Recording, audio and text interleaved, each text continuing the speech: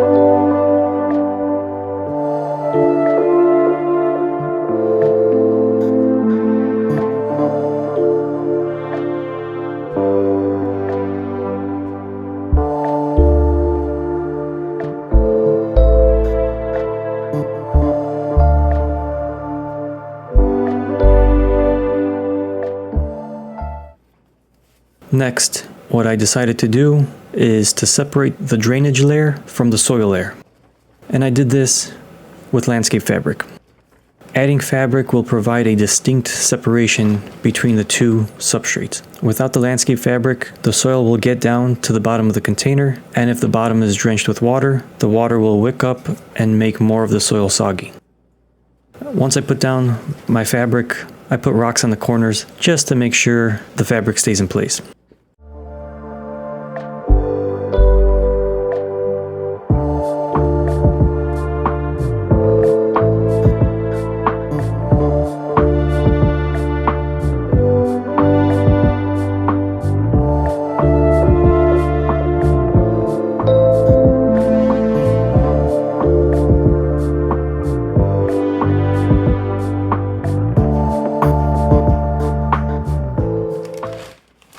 So it's hard to see in the video, and I'll have a link in the description below, but for this enclosure, I'm doing a roughly 50-50 mix of two substrates. I purchased Scott's Premium Topsoil from Home Depot and ZooMed Eco Earth online. This line of Scott's soil should not have any fertilizers, and it's great because there are small sticks and other debris, which will break down slowly in the terrarium, and it's something the isopods could use. This soil was suggested by other isopod keepers, so I gave it a shot, and so far it's working well for me.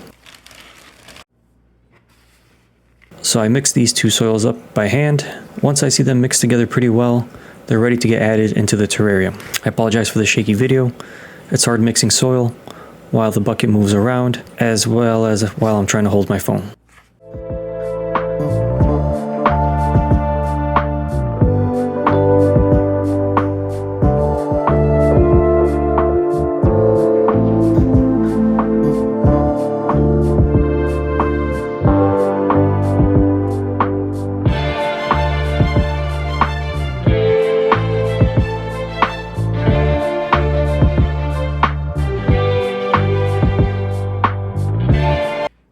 After mixing, it's time to add the substrate.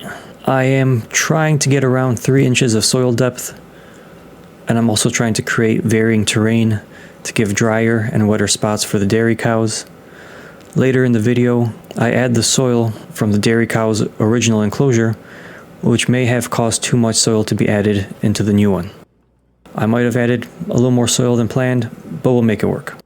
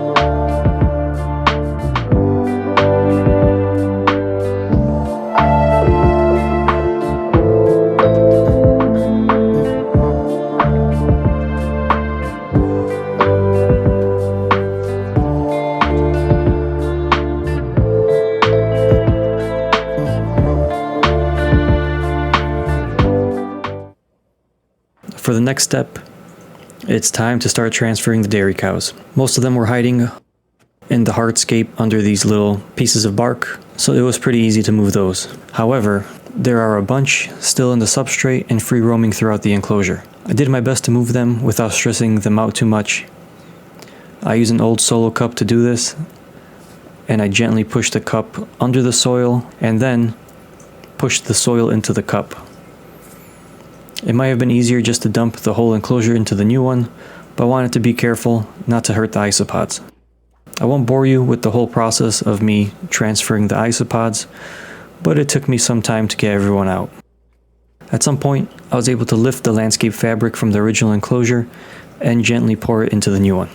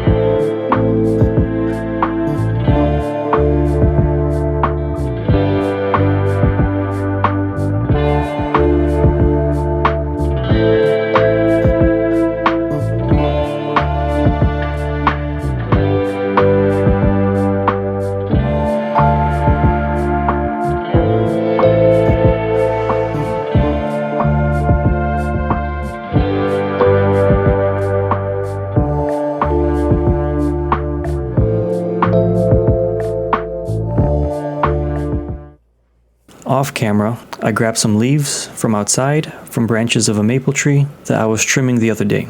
I poured boiling hot water into a bucket with these leaves inside. I let them soak for around 5 to 10 minutes. I know they're not fully brown and dry, but they should continue to work for this enclosure.